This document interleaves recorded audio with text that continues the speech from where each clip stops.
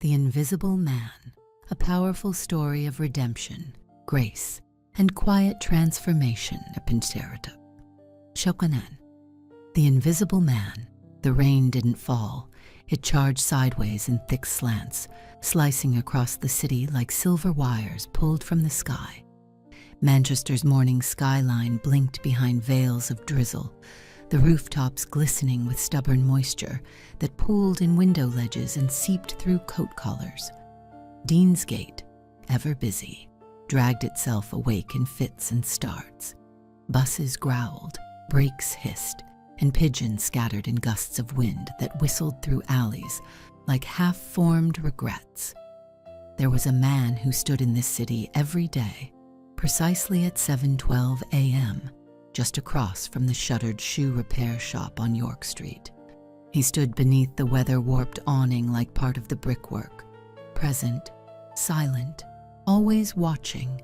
Locals called him Old Coat. He wasn't begging, he wasn't pacing, he wasn't talking to himself like the others who had been chewed up by the city and spat out at its edges. Number.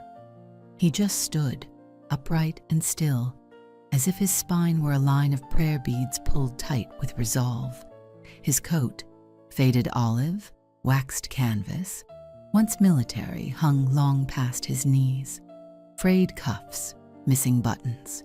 A patch at the left elbow stitched with the uneven care of someone who'd mended it without vanity, only necessity. His beard was short, but weathered, dark brown with flecks of silver that caught the weak light when the clouds broke. Beneath his heavy brow, his eyes, gray, deep-set, and patient, tracked the movement of passers-by. Some gave him a glance, a few gave him nothing. Most never noticed him at all. Inside the cafe across the street, Ellie Chambers noticed everything. She was 27, quiet but never timid. She moved like someone who had learned to take up as little space as possible, yet always filled the room with a sense of stillness. Her hands, quick from years of tamping espresso and steaming milk, were often smudged with ink. She still painted when she could, mostly at night, when the world stopped asking things of her.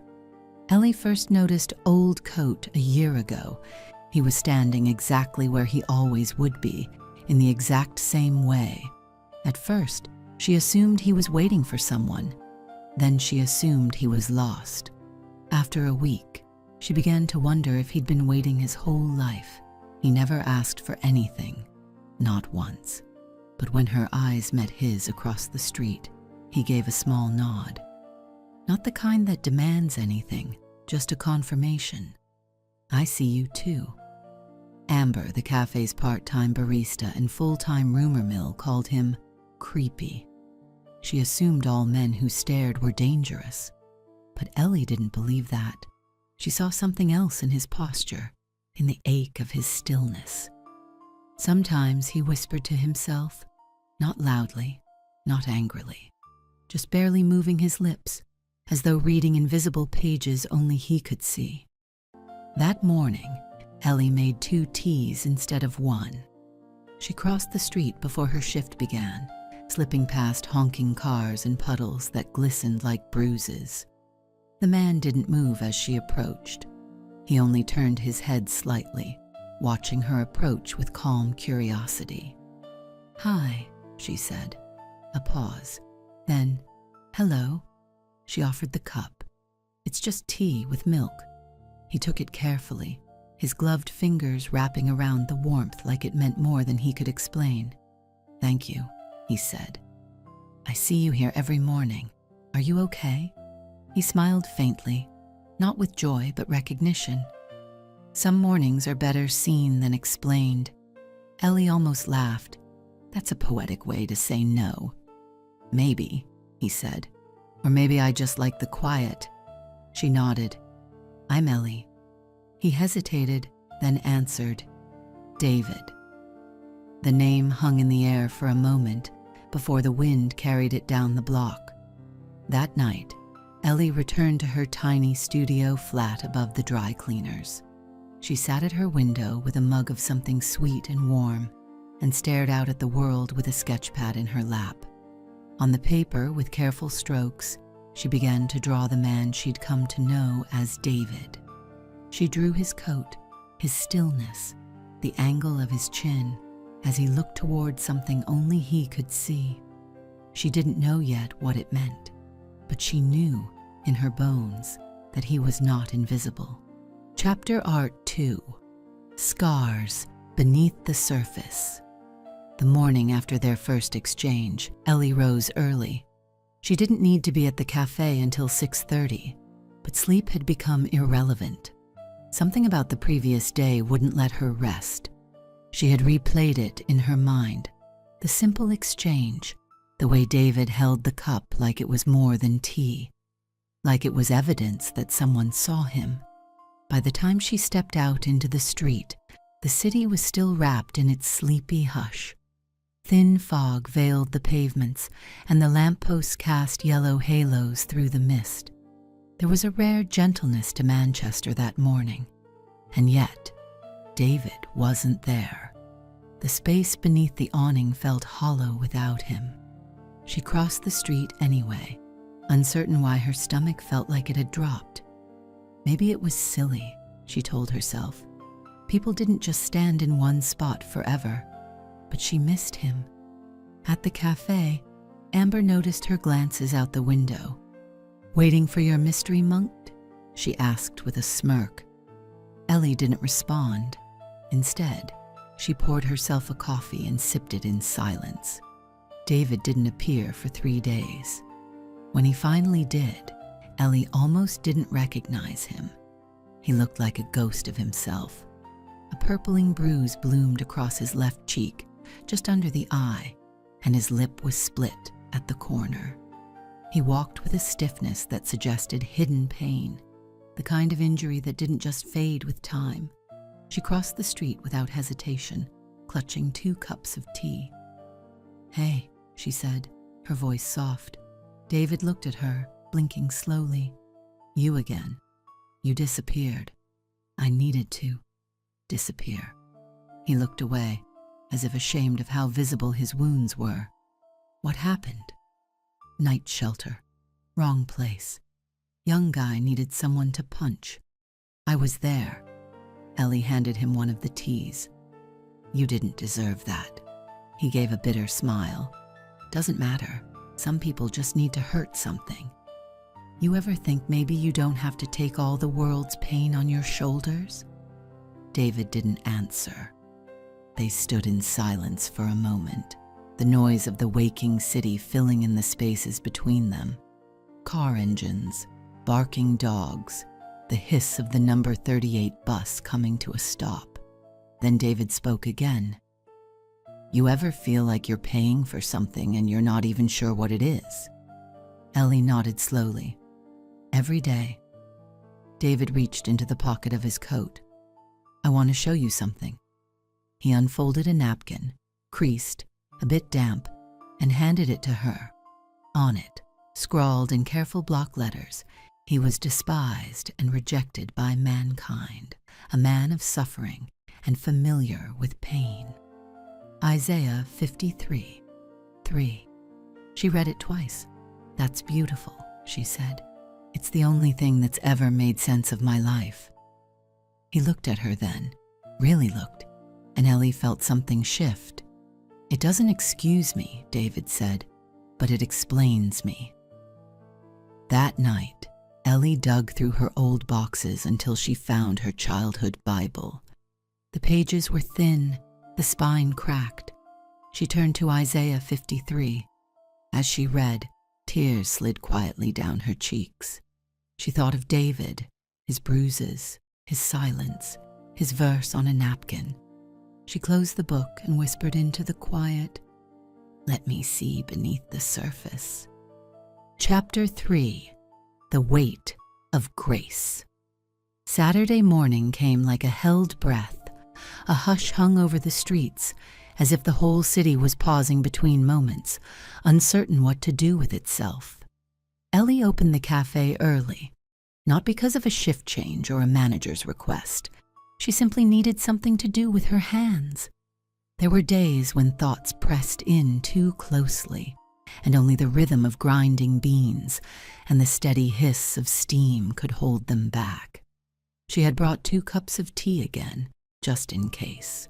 But when she peered across York Street through the fogged glass, she saw David was already there, earlier than usual. He stood a little straighter that morning, his back less bowed by cold or memory. His bruises, though faded, still traced faint lines beneath his skin, the kind of marks that told their own story. She crossed the road carefully, her scarf pulled high against the chill. "Morning," she said. David nodded, accepting the tea. "You always remember milk. I figured you've had enough bitterness for one life." A faint smile tugged at his mouth. "Fair." They stood there in silence as the sky lightened. The traffic had not yet gathered its growl. A dog barked in the distance. A delivery truck hissed to a stop 2 blocks over. The city was waking slowly. "Do you believe in grace?" David asked quietly. Ellie looked at him, surprised by the sudden turn. "I think I want to," she answered. "Some days I think I do." He reached into his coat and pulled out another napkin, this one cleaner, crisper, folded with care. He handed it to her. "Isaiah again. Surely he took up our pain and bore our suffering." David's voice was rough when he spoke. "There was a time when I thought I was being punished, when every bad thing felt like a verdict. But these words," he gestured to the verse, "they say otherwise." Ellie stared at the napkin, then at him. "You think he took your punishment?" "I think he understood it. That matters more." They walked then, slowly, down the block and back. The world was still quiet enough to hear the scrape of their steps. David continued, "There was a night, years ago, when I was locked up. 4 walls, 1 toilet, no clock. I'd screamed myself hoarse the night before, and when the silence came, I thought I'd gone mad." He stopped walking. "But in that silence, I remembered a voice, not mine, not angry, not accusing, just still.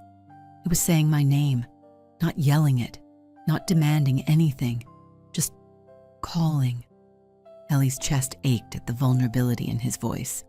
"I don't know if it was God, but I know that it was the first time I didn't want to die." They sat on the edge of the low concrete wall that bordered the bakery's lot.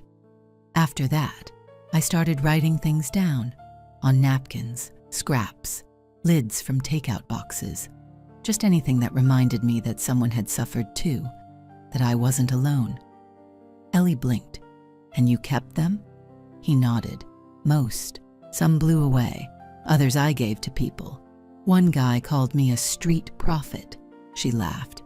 "Well, you do have that kind of vibe." David looked at her, eyes serious, searching. "I want to be more than what I was, but I don't know if I can be." Ellie was quiet for a long time. "You're already more," she said.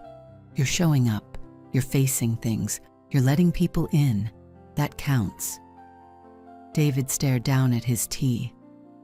"It doesn't fix what I've done." "No," she said, "but it proves you're still willing to be someone new, and that takes more courage than most people will ever understand." He sighed. "I'm tired of carrying it." Ellie placed a hand over his. "Then let someone carry some of it with you." He didn't answer, but he didn't pull away. The sun had broken through the clouds now, washing the street in gold. Their breath still hung in the air, but the light felt like a promise. They sat there, a former stranger and a girl with ink-stained fingers, 2 people who'd wandered far from where they thought life would lead. And in that quiet, broken place, Grace didn't shout. It simply stood beside them and stayed. Chapter 4. Where the light breaks through. The first snow arrived not with ceremony but with silence, tiny flakes descending through the Manchester haze. blurring the neon signs and dulling the usual gray of buildings with a dusting of fragile white. It didn't stick, not really. The ground was too damp, too restless to hold it for long. But for a few short hours, the world looked gentler. Ellie noticed it as she stepped off the bus, her breath clouding the morning air. The cold bit at her cheeks, but it wasn't the kind of cold that hurt. It was the kind that made everything feel cleaner, stripped bare, new. She rounded the corner onto York Street, boots crunching in the salted patches, and froze. David wasn't there. The spot beneath the awning, his place, stood empty. The sight struck her harder than she expected. An emptiness, an absence that rang out like a bell. She stared for a long time, then slowly turned back across the street and entered the cafe without saying a word. Time passed in fits and starts. Ellie fumbled her morning routine. She oversteamed the milk, dropped a saucer, forgot to refill the napkin holder. Amber raised an eyebrow but said nothing. Even the regulars seemed to sense her disquiet, their usual pleasantries left hanging in the air. By 10, Ellie could take no more. "I need 10 minutes," she told Amber, pulling on her coat. "Maybe more." She didn't wait for a reply. She searched the blocks nearby, side streets, overpasses, shop alcoves, but it wasn't until she turned into the alley behind St. Jude's Church that she found him. David sat on an upturned crate beside a dumpster, huddled in his coat, knees drawn in, face bruised anew, one eye swollen, blood crusted at the corner of his mouth. "David," she breathed. He looked up slowly. His eyes were glassy, but he recognized her. "Ellie." She knelt beside him. "What happened?" He winced. "Didn't move fast enough, didn't answer back fast enough. Young men don't like ghosts in their territory." Her voice trembled. "You need a hospital." "No," he said. "I need not to be seen. I need this part to pass." She shook her head. "You're coming with me." He opened his mouth to protest. "No," she said again, firmer. "Not today. Today you come with me." And for once, David didn't argue. Ellie's flat was small but warm. The radiator clanked in the corner like an old man clearing his throat, and the kitchen smelled faintly of cinnamon from a candle she forgot she'd lit days ago. She helped David to the couch, fetched towels and a first aid kit. He didn't speak much. She didn't press. She wrapped a blanket around his shoulders and handed him a mug of tea. Steam curled upward, fogging his glasses. "You'll be safe here," she said. He nodded, clutching the mug with both hands. Later, when he'd fallen into a doze, Ellie sat at the table sketching. Her hands moved automatically, pencil tracing lines before her mind fully registered them. His profile, the slope of his shoulders beneath the coat, the way his fingers curled around warmth. She titled the page simply, "Mercy." David stayed 2 nights. The second night, he spoke more. They sat on the floor with tea between them, legs stretched out on the rug. "I had a daughter once," he said suddenly. Ellie looked up. "Her name was Abigail. Her mother and it ended badly. I made it worse." He looked away. "I haven't seen her in years. I don't even know where she lives now." "Would you want to?" Ellie asked. He exhaled. "Yes, but I don't think I have the right." Ellie reached for his hand. "David, what if she's waiting to forgive you?" He blinked. Tears welled up, unspoken grief rising to the surface. "She shouldn't have to." "Maybe not. But that's what grace is, isn't it?" He didn't answer, but his grip on her hand tightened slightly. When David left on the 3rd morning, Ellie packed him a lunch and gave him her spare gloves. He insisted on returning to his usual spot. "I need to be seen again," he said. "Need to be standing." She nodded.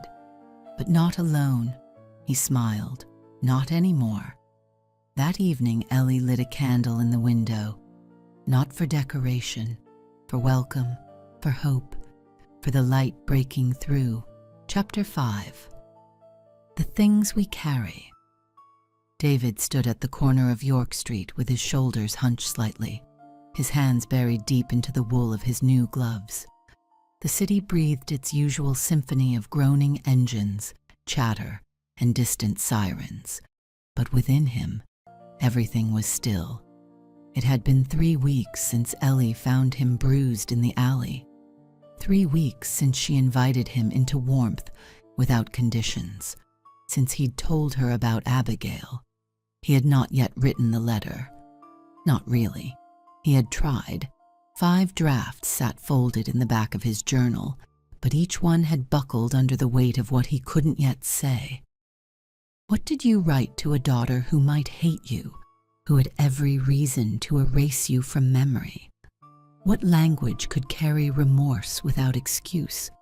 He had instead begun walking more, long, slow walks through parts of Manchester that once knew his boots well, past the pub where he used to drink himself numb, past the abandoned lot that used to be a playground where he once pushed a toddler girl in a squeaky red swing, past the hostel where he first landed when the roof over his head had vanished.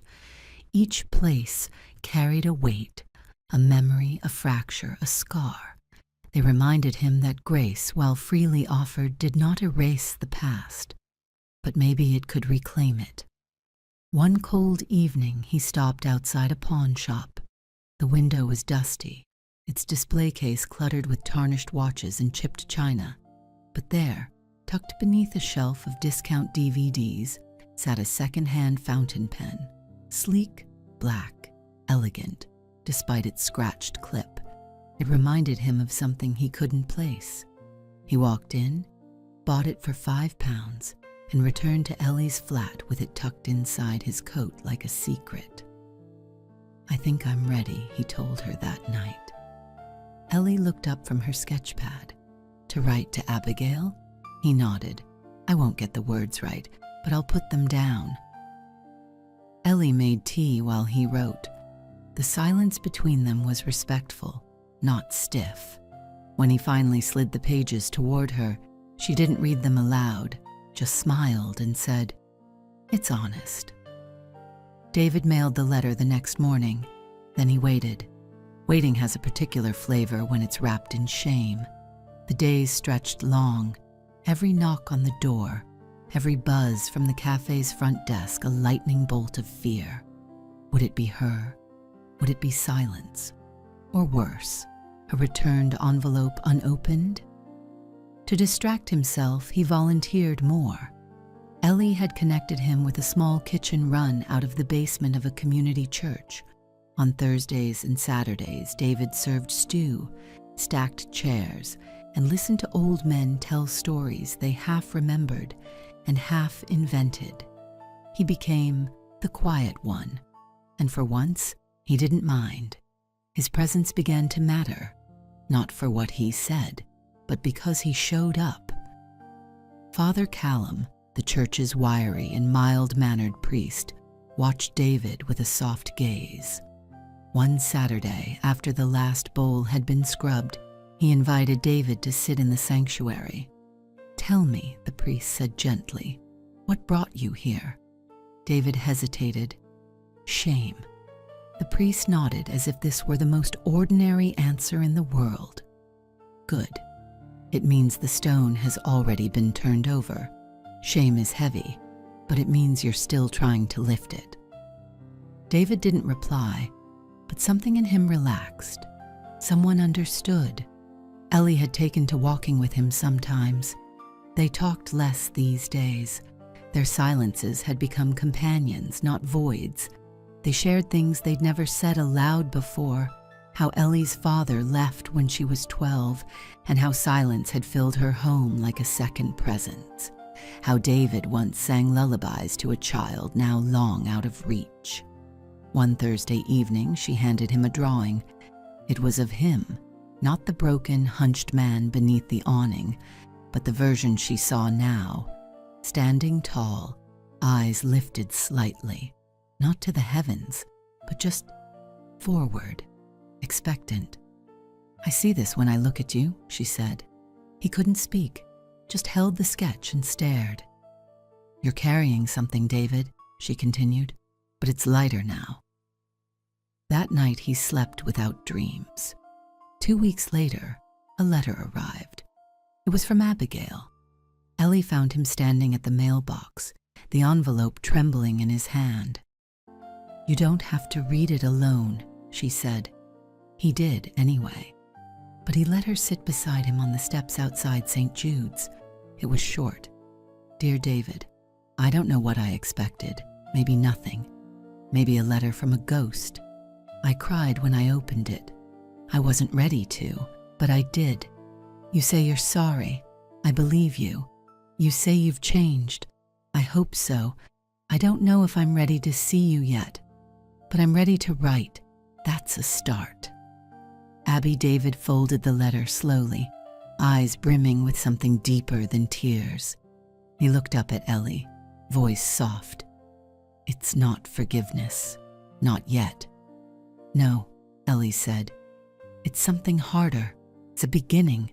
Chapter 6. By his wounds." The letter from Abigail sat on David's table for 2 days before he could bear to reread it. Not because he doubted her words. He trusted them like a sunrise, but because of what they meant. Possibility was more frightening than punishment. Hope could bruise deeper than rejection.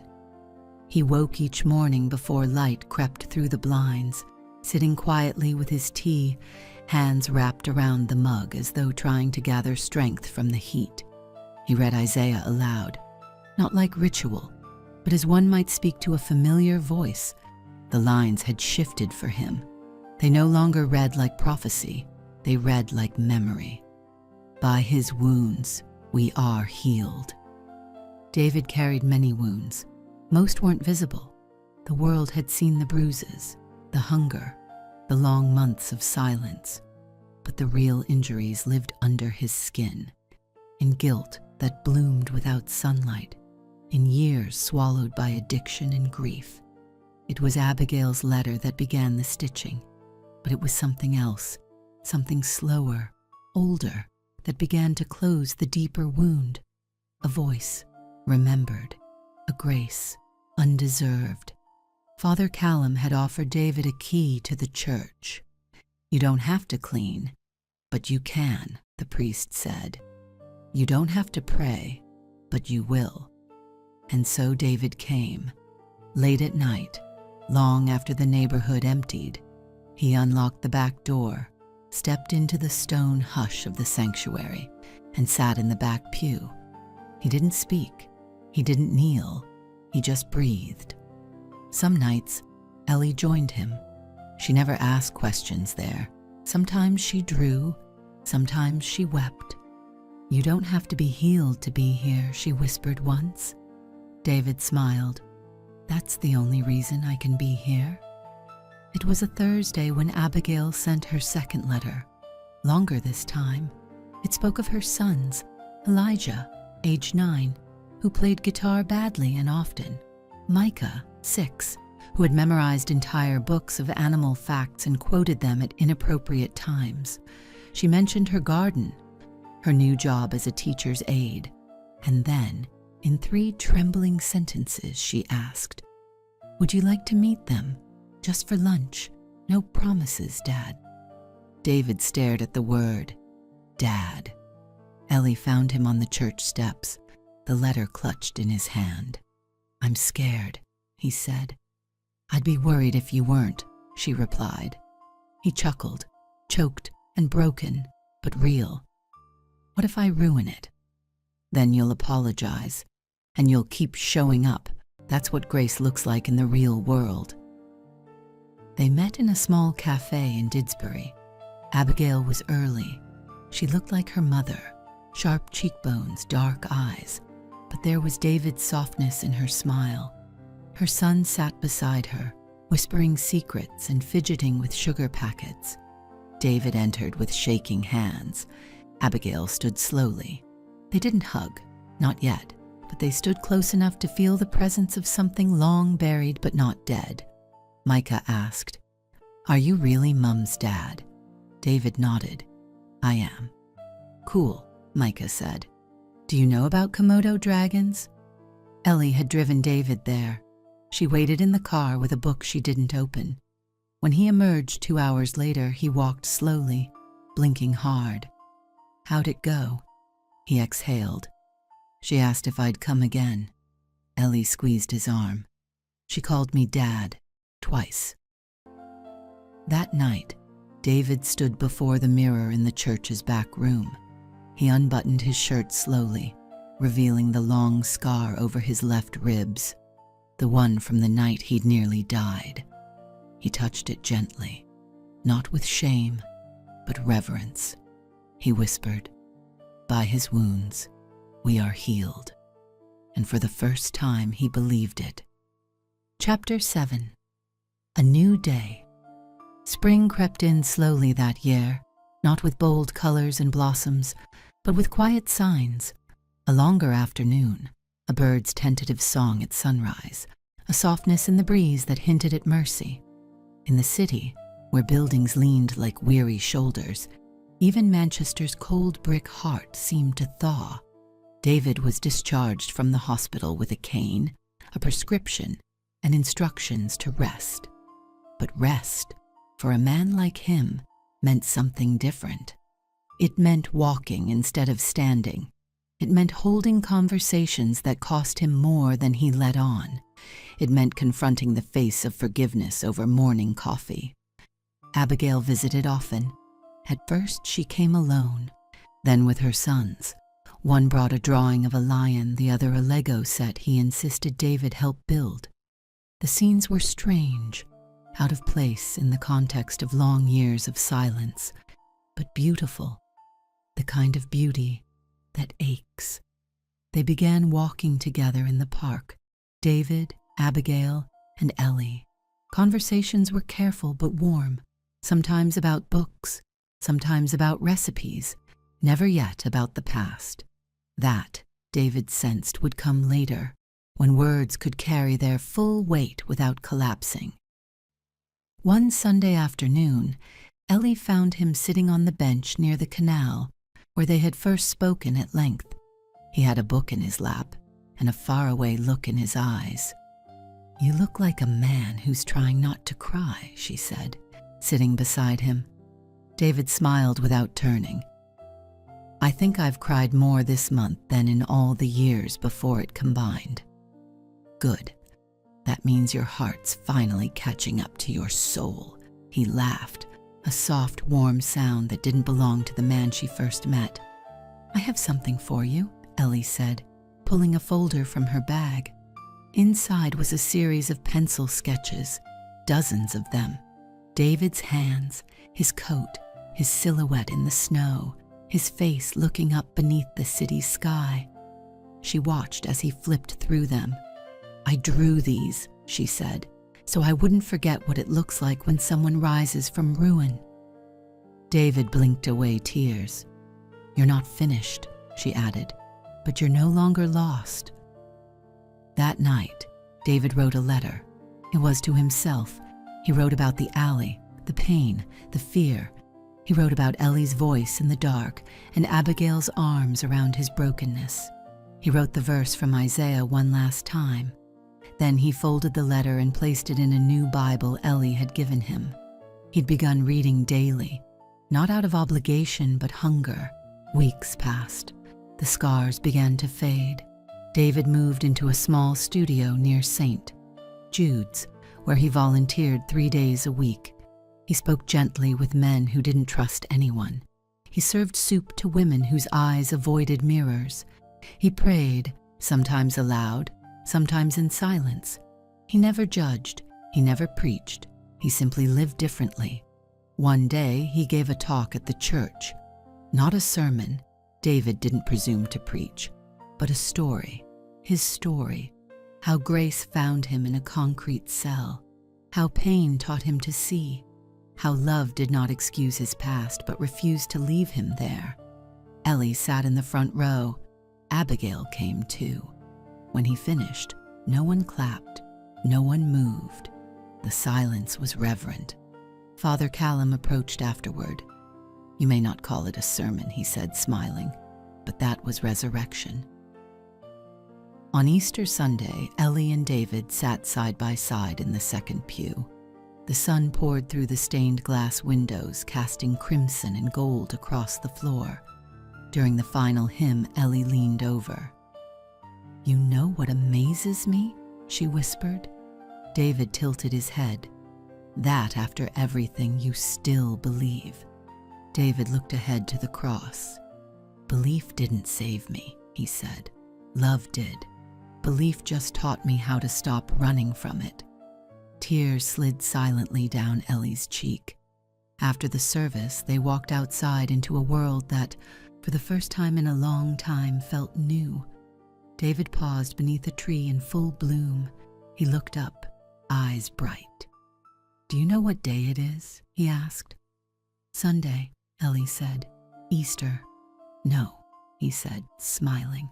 "It's the first day I woke up and didn't feel ashamed." Ellie took his hand. "And that," she said, "is what grace looks like." In the city of gray skies and long nights, where hearts were often heavy and healing slow, something extraordinary had taken root. Not loud, not flashy, but real. A man who had carried shame like skin found peace in a child's hug, a friend's kindness, and the arms of a daughter who dared to forgive. A woman who thought herself invisible learned she was never unseen. And together in a world that still broke, they chose to become people who healed, day by day, wound by wound. Love in the end had the final word. This is the end of the story.